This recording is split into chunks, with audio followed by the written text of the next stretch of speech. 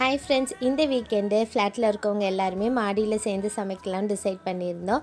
So சமையல்னாலே பார்த்திங்கன்னா special வந்து பிரியாணி தான்.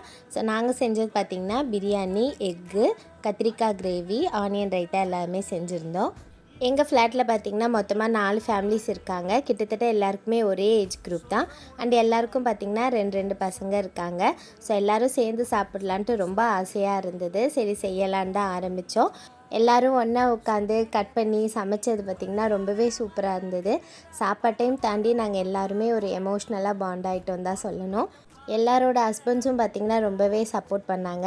ஸோ ஒய்ஃபோட சின்ன சின்ன ஆசையை நிறைவேற்றுறவங்களாம் நல்ல ஹஸ்பண்டாக தான் இருப்பாங்க. ஸோ அந்த வகையில் நாங்கள் எல்லாருமே கொஞ்சம் பிளெஸ்டுன்னு தான் சொல்லணும்.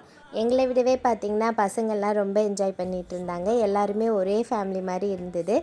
இந்த ஜேர்னி எவ்வளோ லாங் எங்களுக்கு வரும்னு தெரியல. ஸோ இருக்கிற வரைக்குமே நாங்கள் எல்லாருமே ஒரு ஃப்ரெண்ட்ஷிப் சிஸ்டர் பாண்டோட கண்டிப்பாக இருப்போம்.